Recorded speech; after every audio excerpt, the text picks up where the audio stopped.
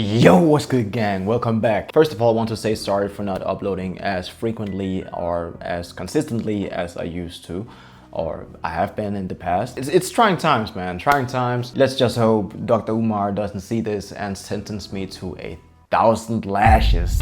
Bro, I sentence you to 4,000 lashes. you know that nigga be wild. But in all honesty, what I want to talk to you guys about today is actually what's been keeping me from uploading. And I don't just want to make this video to make a bad excuse for y'all, a wag ass excuse for y'all. I'm not down with that. I just want to spill my guts. I've honestly been distracted or confused, I would say. Some people might even say overwhelmed.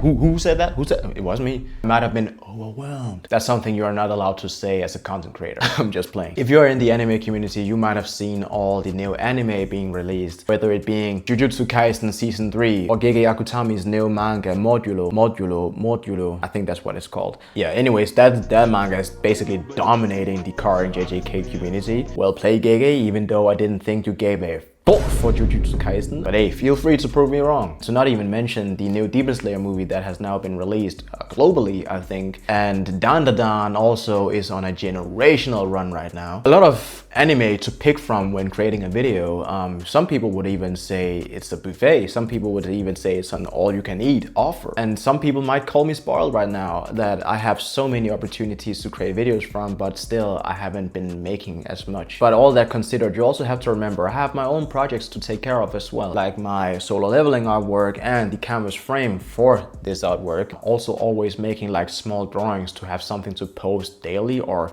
every other day at least on social media, that being Instagram and TikTok. So yeah, what I'm trying to say right now is I'm spread kind of thin. Instead of just making a video of me complaining and wasting my time and most importantly your time, I thought, why not just take advantage of this situation? Why not see what can I learn from this? And I stopped looking at all these new topics and all these anime as shiny opportunities to create a video from, and instead looked at them for maybe something to learn from. So today I'm kicking off a new series called Anime Lessons Applied to My Art Journey. So in this new series, I'll be taking moments from some of my favorite anime and show how their lessons can be applied to challenges I face as an artist. We got 3 things to talk about today. The first one is shiny object syndrome, which is what I kind of explained before with all these new opportunities, all these new anime being dropped and basically being distracted from my main goal, which is painting canvas paintings and focusing on developing my YouTube channel with the focus of being an artist. And the second thing is actually what comes as a result of shiny object syndrome, which is paralysis, I would say. It's basically just me having too many options to pick from. I know, first world problem. This really puts your life in perspective. Jesus. But to combat all of this, I also want to talk about which anime moment inspired me to realize what to do whenever you have too many ideas and you don't know which one to act on first. So let's start with talking about shiny object syndrome, which is very real. It's as real as you spending hours or maybe even days on an artwork and only for it to be absolutely buried by the algorithm. Yeah, you know what I'm talking about. But it's basically when you see a new trend and you feel a need to indulge in it. It's despite you leaving behind your main goals.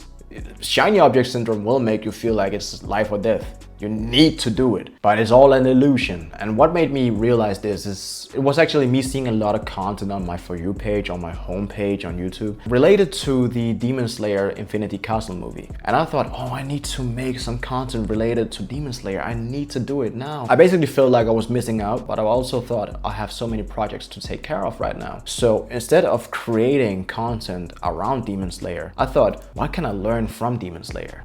I'm using this one today. And what came to mind was actually Tanjiro himself. Early in his training, he learned water breathing. Along on his journey towards becoming a stronger demon slayer, he encountered different swordsmen, and all these swordsmen had different breathing styles. He witnessed flame breathing, thunder breathing, and even beast breathing from Inosuke. And if Tanjiro was a normal person like me, he would probably have been, I would like to say inspired, but more tempted to learn these different breathing styles. But what's so impressive about Tanjiro is he stuck with his day one breathing style, water breathing. It became his foundation. Tanjiro was so locked in on water breathing style that One day when he was in a pinch, he unlocked a new breathing style developed from his original water breathing. We literally saw his water breathing develop into sun breathing. We saw the water itself transform. He intended to use his water breathing, but because he was so locked in, he developed a whole new style, or it was actually the original breathing style, but you know what I mean. This scene hits so close to home for me because in my own art journey, I feel like I'm getting pulled in 100 different directions. Painting, editing videos, recording videos, whatever it could be. While I would say it's exciting to learn new things and try out new trends, but if I keep spinning my wheel and keep jumping ships, I won't end up making any progress. So the lesson I take from Tanjiro is focus on one thing.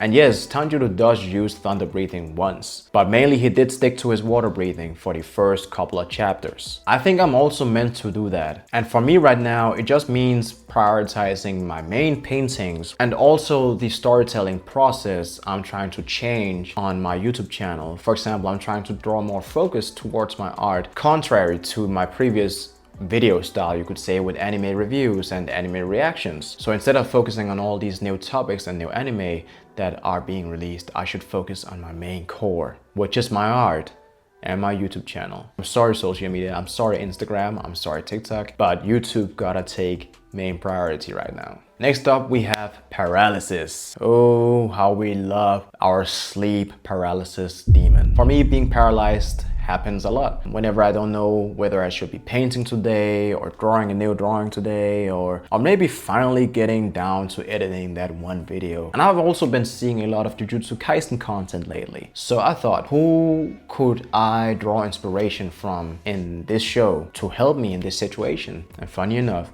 no other than Yuji Itadori came to mind. He draws a perfect parallel to being paralyzed. Because at the start of the show, he is thrown into a crazy world he had never experienced before. Now he has to deal with curses, living curses, running around with the chili cheese finger touch, throwing meteors and stuff. Nah, bro. Couldn't be me. But basically, in the very first episode, he's given a choice. Consume all 20 fingers of Sukuna and die when you've completed that task, or you can perish now. And Yuji could honestly easily have been frozen in indecision. I would probably have done that. But the crazy thing is, he doesn't. Bro is stiff. He stood 10 toes, homie. He decides he wants to live a good life, helping as many people as possible. And whereas it's questionable how many people I help with my videos, for me it basically just translates to picking a guiding principle for my creative work. I can't do everything at once. I need to acknowledge that. I just have to remind myself what brings me closer to becoming a full-time artist. Whatever aligns with that principle becomes my top priority. The rest can wait. And also, when things seems dark, we can also look to Yuji for inspiration, because after the Shibuya incident, where Sukuna took over his body and slaughtered thousands of people with his hands, Yuji probably had one of the worst meltdowns in his life, and understandably so. I would too. When he thought he was out and done, he even thought so himself. He had given up for a short moment, but he bounced back. That's something you definitely will feel as a creator, definitely experience putting everything into your work only for it to result in technically nothing. Whereas it's not as bad as what Yuji experienced, it can still feel very demotivating. And sometimes you struggle to see the light at the end of the tunnel. You're just stuck in a dark room with nowhere to go, and all you can do is give up, go back to your old life, or you can keep stepping. Yuji told us, or showed us, even when things seems impossible and there's nowhere to turn back to, all you can do is really put one foot in front of the other. Sometimes you are limited by your previous self, or your past, you could say. Whereas you might not have slaughtered thousands of people, you might still be held back from the feeling of, why do I deserve to try again? I guess Yuji was in the same position. Why does he deserve to try again? I'm not saying you should act crazy now or anything, like you shouldn't be held accountable to what you've done, but the world doesn't ask for your past. It asks for your next step, and that's important to remember. So Yuji teaches us that sometimes the key isn't to plan every single detail, but basically only to have one clear purpose. One clear purpose that guides every decision. Once you have that, your paralysis will start to fade. And finally, Now, let's talk about having too many ideas versus taking action. This is when you're full of inspiration, you have 100 sketches in your mind, 10 video ideas, but you're not sure where to begin. And this anime as a whole, or anime character too, isn't trending at all right now. But I just was reminded of Levi Ackerman. He serves as a perfect guide for people who don't know where to take action. He lives in a world full of chaos. He's constantly surrounded by threats and basically death waiting around every corner. But even in the face of all of that, he stays true to his mission. He basically just cuts through all the noise and he acts decisively, even when he knows his actions and his decisions will cause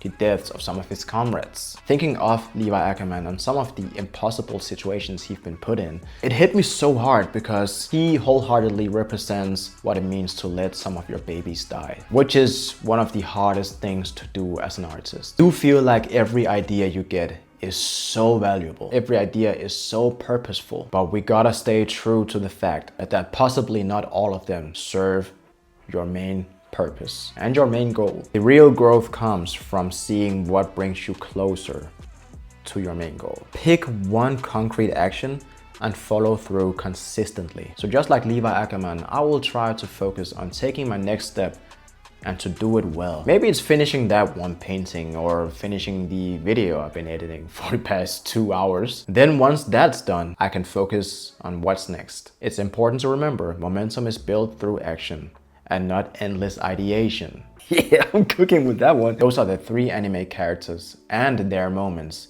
that have helped me through shiny object syndrome. Well, this was a different type of video, but I hope you all enjoyed. I am trying to put myself in the shoes of an anime protagonist on his journey towards becoming a full-time artist. Maybe this video wasn't too bad for that purpose. And what's it worth being on a journey when you can't share the lessons, right? But I hope this video helped someone out there who are struggling with the same things I am. And if not, well, at least I gave you all a bit more insight into where I am on my art journey. Let me know your thoughts on this. Maybe even what you want to see from me next in the comments below. And as always, take care out there. It's a crazy world, but still remember to stay beautiful. All right, gang, much love.